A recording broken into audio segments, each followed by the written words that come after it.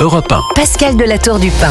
Bonsoir à tous, c'est Europe 1 Soir Week-end. Je suis très heureuse de vous retrouver. Nous sommes en direct 2 heures pour vivre l'actualité, la décrypter avec les éditorialistes, les invités et les journalistes évidemment. Quand va-t-on enfin décider de serrer la vis avec l'Algérie ? Des moyens de pression, nous en avons. Faut-il, comme le propose ce soir Gabriel Attal, dénoncer l'accord franco-algérien de 1968, geler les avoirs des dignitaires algériens qui résident en France ? On va vous donner, à ce sujet, les résultats d'un sondage très intéressant pour Europe 1, CNews et le JDD. Ce sera à 20h. Peut-on aussi exiger une autorisation aux diplomates algériens quand ils se déplacent en France, comme le font d'ailleurs les autorités algériennes avec nos responsables français. Ça, c'est ce que propose l'ancien ambassadeur de France à Alger. Arrêtons de nous faire humilier. Le renvoi en France d'un influenceur algérien expulsé vers l'Algérie est absolument scandaleux. On va en parler évidemment avec nos éditorialistes. Mon ami Paul Melun est installé dans ce studio. Bonsoir Paul. Bonsoir, cher Pascal. Merci d'être là. Jules Torres va vous rejoindre également dans un instant. Fernand Gontier, ancien directeur central de la police aux frontières, sera mon invité à 20h10. Nous sommes ensemble jusqu'à 21h. Et nous sommes un tout petit peu en retard. Europe 1, il est 19h01. Europe 1 Soir Week-end. 19h, 21h, Pascal de la Tour du Pin. L'Algérie cherche à humilier la France. Bruno Retailleau, le ministre de l'Intérieur, est furieux ce soir après l'expulsion ratée de l'influenceur algérien. Il a été placé dans un centre de rétention. Quels sont nos moyens de pression sur l'Algérie ? C'est l'une des questions que nous nous posons ce soir. 10 ans après les attentats du 7 janvier 2015, les hommages continuent un peu partout en France. C'est notamment le cas à Toulouse où nous serons en direct avec le correspondant d'Europe 1.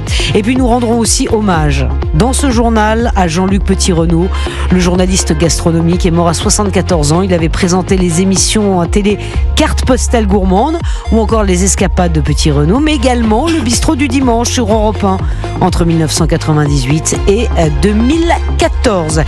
Et puis le temps, quelle est la tendance, Marlène Duré ? Bonsoir Pascal, bonsoir à tous. Un temps plus calme et plus sec demain, bien venté en Méditerranée et avec des températures moins contrastées que ces derniers jours. L'air froid gagne le sud-ouest cette fois. Et météo complète à la fin de ce journal, évidemment. Europe 1. Mais d'abord la colère de Bruno Retailleau, je vous le disais, l'Algérie cherche à humilier la France. Le ministre de l'Intérieur a fait cette déclaration aujourd'hui. Gabriel Attal lui propose ce soir de dénoncer l'accord franco-algérien de 1968.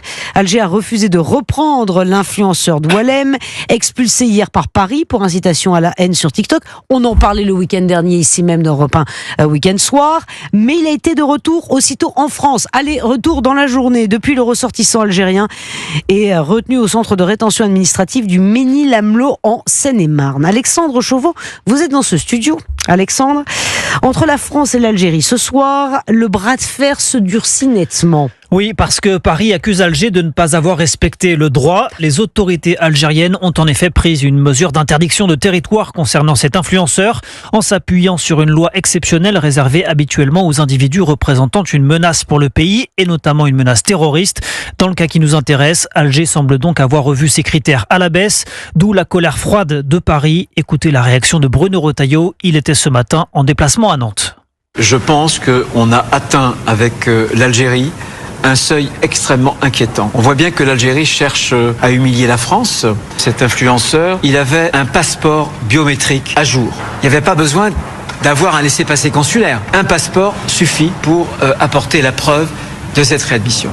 Donc c'est absolument inacceptable. Et alors que la droite réclame à l'exécutif des mesures claires pour acter le divorce avec Alger, avec notamment la réduction du nombre de visas accordés aux Algériens, la diminution drastique de l'aide publique au développement ou la dénonciation des accords de 1968 entre les deux pays, le Quai d'Orsay se montre pour l'instant silencieux, laissant poindre de vrais désaccords entre Bruno Retailleau et Jean-Noël Barrot. Alors Alexandre Chauveau, cet après-midi, les avocats de l'influenceur algérien ont pris la parole pour tenter de défendre leurs clients, qu'ont-ils dit ? Oui, alors ils le présentent non pas comme un influenceur, mais comme un agent d'entretien qui, depuis 15 ans qu'il a obtenu la nationalité française, n'aurait plus aucune mention à son casier judiciaire. Notre client est un père de famille, un citoyen lambda, tente de résumer son avocate Émilie Brum. Il a tenu un certain nombre de propos qu'il regrette aujourd'hui, mais c'est un homme, je pense, qui a droit aujourd'hui de s'expliquer, qui a droit à un procès équitable. Voilà, et rappelons le motif de son expulsion initiale, une vidéo dans laquelle il appelait en arabe à torturer un opposant au régime algérien. Alors on va évidemment continuer d'en parler sur Europe 1. Merci beaucoup Alexandre Chauveau. Je poserai aussi quelques questions à Jean-Michel Fauvergue, qui est ancien député et patron du RAID à ce sujet. Quels sont nos moyens de pression ? C'est la réponse et les réponses que nous allons essayer d'apporter ce soir à ce sujet. Il est 19h05 sur Europe 1, 10 ans après les attentats du 7 janvier 2015. Les hommages, je vous le disais, se poursuivent un peu partout en France, et notamment le cas à Toulouse. Alexis Bourdon, bonsoir. Vous êtes en direct de l'hôtel de région Occitanie pour une commémoration en l'honneur des victimes du journal. Oui, une soirée pour faire revivre l'esprit Charlie. Voilà l'objectif de la région Occitanie ce soir. Des membres de la rédaction de Charlie Hebdo sont présents comme RIS, notamment pour continuer de porter les valeurs du canard. Sur la façade du bâtiment administratif, des unes du journal satirique et les portraits des victimes du 7 janvier 2015 sont projetés. Xavier Gors, dessinateur satirique, a profité de l'événement pour faire un dessin caricatural lui aussi projeté sur la façade. Un moyen pour lui de rappeler qu'il est important de défendre la liberté d'expression. C'est une valeur fondamentale pour laquelle il faut se battre tout le temps, et qui est une valeur qui est tout le temps contestée. La liberté d'expression n'est pas quelque chose qui naît et qui perdure de façon presque automatique. C'est une valeur qui se défend comme toutes les autres valeurs. Être Charlie, ça veut dire justement défendre ça, la liberté d'expression et les valeurs démocratiques. Un important dispositif de sécurité a bien évidemment été déployé. Plusieurs centaines de personnes sont attendues à l'hôtel de région pour cette soirée d'hommage. Il y a quelques minutes, j'ai pu voir certains visiteurs s'embrasser et s'enlacer face à la projection des unes de Charlie Hebdo. Preuve de l'immense émotion qui règne ce soir. Merci beaucoup Jean-Luc Alexis Bourdon, pardon. Merci beaucoup. Vous étiez en direct de l'hôtel de région Occitanie, donc à Toulouse. Les urgences de l'hôpital privé Pays de Savoie à Annemasse ont rouvert ce matin après la violente agression de 14 soignants dans la nuit de mercredi à jeudi. 2 frères qui s'en sont pris au personnel, estimant que leur temps d'attente était trop long. Ça ne faisait pourtant qu'une dizaine de minutes qu'ils patientaient. Jean-Luc Boujon, correspondant d'Europe 1 à Lyon.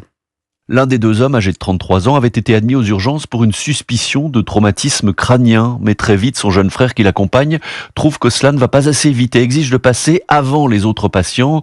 Refus de l'infirmière. C'est à ce moment-là que tout dégénère, explique Marie Chabin, directrice déléguée de l'hôpital. Ces 2 messieurs se sont mis à frapper l'équipe, des coups de pied, des coups de poing, des coups de coude, à les jeter au sol, à les plaquer au mur. Dans l'équipe, nous, il y a 7 personnes qui ont été blessées physiquement avec des fractures, des contusions, des bleus. Et 14 personnes en tout étaient présentes, et les 14 sont très atteintes psychologiquement de ce déchaînement de violence sans aucune raison connue. Alertée, la police arrive très vite sur les lieux, mais les 2 hommes ont déjà pris la fuite en voiture. 2 hommes qui, dès le lendemain, se présentent au commissariat pour se rendre. Pas du tout. Ils viennent en fait pour porter plainte contre le service des urgences. La directrice n'en revient pas. C'est le monde à l'envers, mais au moins ça a permis de les arrêter très vite, ce qui est une très bonne chose. Ça vient quand même mettre en péril les valeurs de soins. Les gens sont là au quotidien, tous les jours, toutes les heures, pour soigner tous ceux qui en ont besoin, et c'est inacceptable qu'ils se retrouvent confrontés à ce type de violence. 2 frères de nationalité française qui sont actuellement en garde à vue et qui jusque-là n'étaient pas connus des services de police. Jean-Luc Boujon, correspondant d'Europe 1 à Lyon, à propos des hôpitaux. Il y en a 87 qui ont déclenché le plan blanc. Il s'agit d'un dispositif qui permet en fait de déprogrammer certaines opérations ou de rappeler des personnels en congé. D'après Santé publique France, l'épidémie de grippe s'est intensifiée depuis le début du mois et provoque des hospitalisations d'un niveau exceptionnellement élevé comparé aux saisons précédentes. Yasmina Katou. Oui, et c'est même une centaine de plans blancs qui ont été déclenchés sur toute la France. Catherine Vautrin, la ministre du Travail et de la Santé, le révélait sur notre antenne ce matin. Beaucoup de régions sont concernées, de la région PACA à la Bretagne, mais aussi l'Auvergne-Rhône-Alpes ou encore l'Île-de-France. L'idée, vous l'avez dit, c'est d'avoir du personnel supplémentaire pour s'occuper des patients qui affluent dans les services d'urgence. Chaque hôpital décide seul et il n'y aura pas de généralisation des plans blancs à l'échelle nationale, a précisé ce matin le le ministre de la Santé, Yannick Neuder, qui était en déplacement dans un hôpital parisien où il a rappelé l'importance des gestes barrières pour contrer cette épidémie de grippe. Si on veut être solidaire vis-à-vis de notre communauté de soignants, c'est de reprendre les gestes barrières, donc de se laver les mains, de mettre un masque quand on a des symptômes et de pouvoir tousser dans son pli du coude. Et l'ensemble du gouvernement est mobilisé pour que notre système de santé tienne. Et une annonce importante faite par le ministre de la Santé, puisque comme chaque année, peu de soignants se sont fait vacciner contre la grippe. Yannick Neuder réfléchit donc pour la saison prochaine à rendre cette vaccination obligatoire. Yasmina Katou pour Europe 1. Il est 19h10. Cyril de la Morinerie est arrivé dans ce studio. Bonsoir Cyril. Bonsoir à tous. Eh bien, on a appris aujourd'hui le décès de Jean-Luc Petit-Renaud, le journaliste gastronomique est mort à l'âge de 74 ans. Alors, il était connu pour ses émissions télévisées, Carte postale gourmande, les escapades de Petit-Renaud, mais pas seulement Cyril de la Morinerie, parce que vous êtes remonté dans les archives d'Europe 1. Jean-Luc Petit-Renaud, c'était aussi l'une des voix emblématique d'Europe 1. Oui, pendant près de 2 décennies, 16 ans exactement, Jean-Luc Petit-Renaud a régalé les auditeurs d'Europe 1 en présentant les meilleurs produits de notre terroir et ses plats emblématiques, riz de veau, cassoulet, escargot dans le bistrot du dimanche. Europe 1, c'est le bistrot du dimanche. Bonjour, amis de la fourchette, du tassou et de la cocotte qui soupirent sur le coin du fourneau. À la télé comme à la radio, le chroniqueur gastronomique, petites lunettes rondes et costumes colorés, défendait la cuisine maison au beurre et ne supportait pas les plats sous vide et réchauffés à la minute. Je rapporte des côtes de bœuf larges comme ce bureau par exemple. Pourtant, comme il l'avait raconté à Isabelle Morizet sur Europe 1, cet Auvergnat ne se prédestinait pas à une carrière de critique gastronomique. Dans sa jeunesse, il a passé une formation pour devenir chaudronnier et CAP de soudeur. Mais je l'avais fait pour faire plaisir à mon père et ma mère. Je n'ai jamais touché un marteau de ma vie. Jean-Luc Petit-Renaud découvre le théâtre en Suisse, se forme aux arts du cirque, il devient éducateur spécialisé auprès d'enfants malades. Mais c'est un souvenir d'enfance qui l'a dirigé vers sa véritable vocation, la cuisine. Ma grand-mère, quand elle faisait un pâté aux pommes de terre, une fois qu'elle l'avait fait, elle le cachait. Et on arrivait à trouver ce pâté aux pommes de terre. Donc je n'ai jamais mangé un pâté aux pommes de terre aussi bon.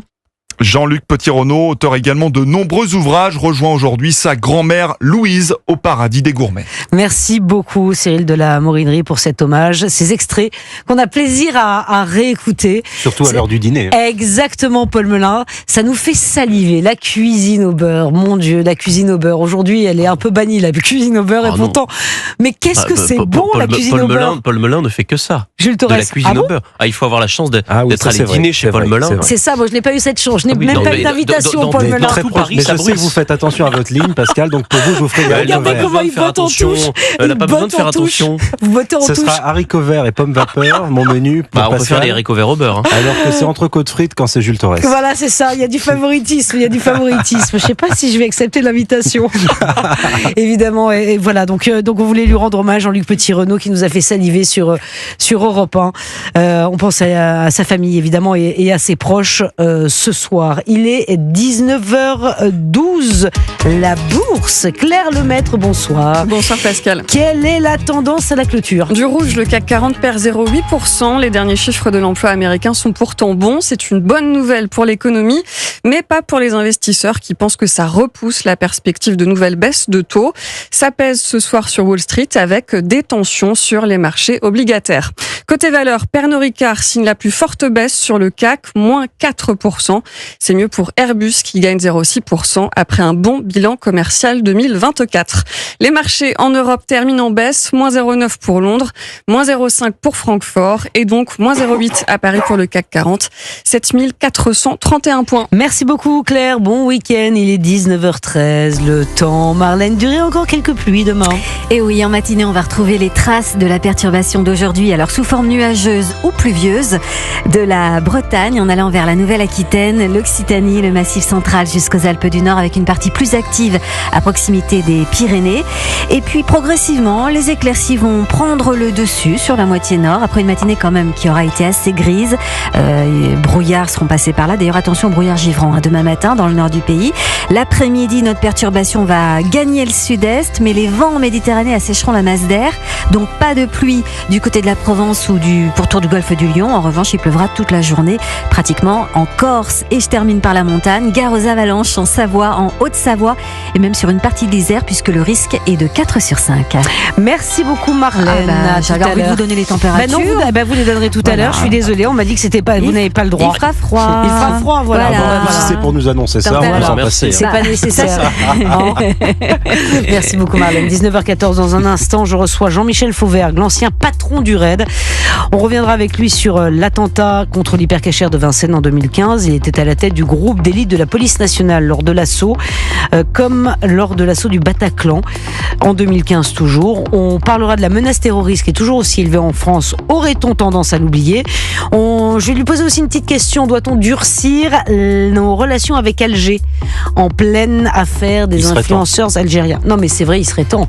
Enfin, je crois que Bruno Retailleau était très remonté aujourd'hui. Oui, ça fait du bien d'avoir un ministre de l'Intérieur volontaire sur ces sujets. Pardon. Exactement. Et nous avons des moyens de pression. Et nous n'avons toujours pas de nouvelles de Boualem Sansal au passage. Ça fait beaucoup de dossiers. Ça commence à être exaspérant. À tout de suite sur Europe 1.